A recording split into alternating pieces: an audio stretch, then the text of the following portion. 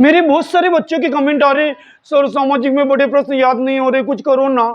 अरे मत डरो ना, हम कुछ ऐसा बताने वाले हैं कि यही बड़े प्रश्न एग्जाम में आने वाले हैं और इनकी ट्रिक्स भी साथ में बताने वाले हैं। तुम्हारी आने वाली पीढ़ी भी बड़े प्रश्न याद रखेगी। देखिए साहब, पहला बड़ा प्रश्न है, बड़ा प्रश्न मतलब निबंधात्मक प्रश्न, जो 5-5 नंबर के 6-6 नंबर के आते, उन प्रश्नों को कहते जो अथवा में आते। पहला बड़ा प्रश्न है, नेपोलियन के पतन के कोई 4 कारण लिखिए। देखिए साहब, जब घमंड किसी में बढ़ जाता है तो हर इंसान का पतन होता है। तो नेपोलियन किस खेत की मूली है? नेपोलियन तो बहुत मामूली है। तो नेपोलियन के पतन के 4 कारण बताने। पहला कारण था महत्वाकांक्षा, दूसरा है युद्ध प्रियता, तीसरा सैनिकवाद, चौथा साम्राज्यवाद। ये चारों कारण आप याद कैसे रखने, इसके लिए ट्रिक है, महत्व युद्ध का नहीं बल्कि सैनिक और समाज का है। महत्व युद्ध का नहीं बल्कि सैनिक और समाज का है। अगर ये लाइन याद है तो नेपोलियन का बड़ा प्रश्न अपने आप वर्षों तक याद रहेगा। तो महत्व से बना महत्वाकांक्षा, पहला पॉइंट, युद्ध से बना युद्ध प्रियता, सैनिक से बना सैनिकवाद और समाज से बना साम्राज्यवाद। तो क्या वाक्य याद रखना, ट्रिक्स से, ऐसे ट्रिक्स मतलब ऐसा वाक्य जो न भूतो न भविष्यति, न पहले कभी आपको किसी ने बताया होगा न फिर कोई बताएगा।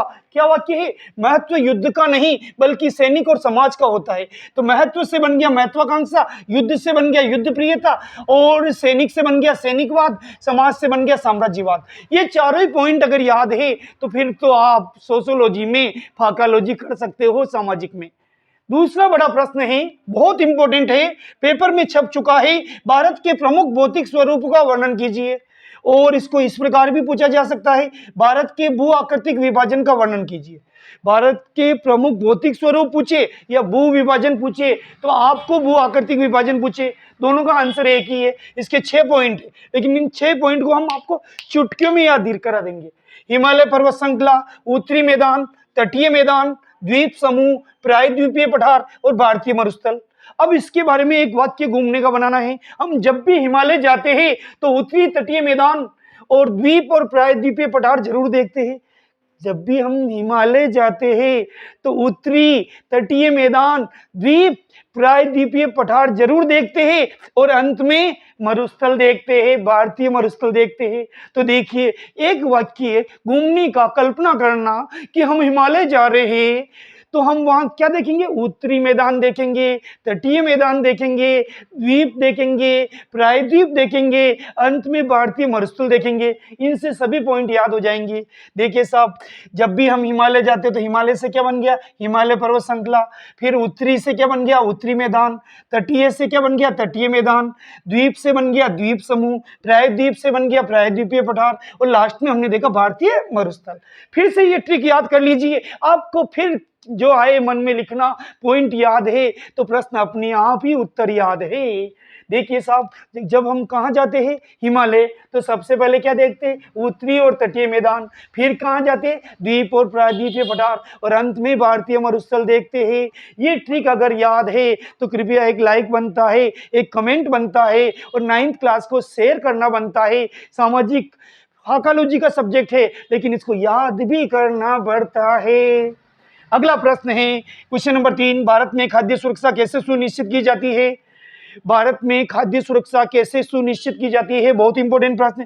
चौथा इंपॉर्टेंट प्रश्न, भारत में सार्वजनिक वितरण प्रणाली पर एक लेख लिखो, विस्तृत लेख लिखो। सार्वजनिक वितरण प्रणाली यानी कंट्रोल की जो दुकानें हैं, राशन कार्ड से लेके अपन 5-5 किलो जो गेहूं लाते हैं, वो सार्वजनिक वितरण प्रणाली, उसके ऊपर लेख लिखना है। ये चीजें आप जो देखते हो उसको सामाजिक में लिखना है। अगला प्रश्न, भारत के प्रधानमंत्री की नियुक्ति कौन करता है? राष्ट्रपति। प्रधानमंत्री के कार्य और शक्तियां लिखो।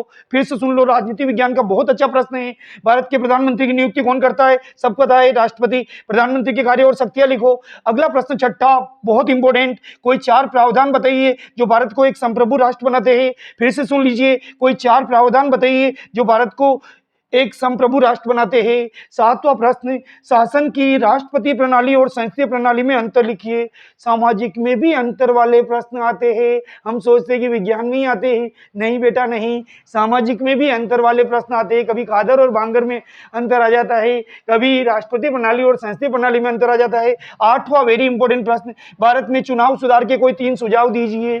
भारत में जो चुनाव होते हैं ना, उसमें पैसे दे देते, शराब पिला देते, ऐसे वोट नहीं लेने चाहिए। चाहिए, हमें अपने मन से करने का ये प्रश्न है।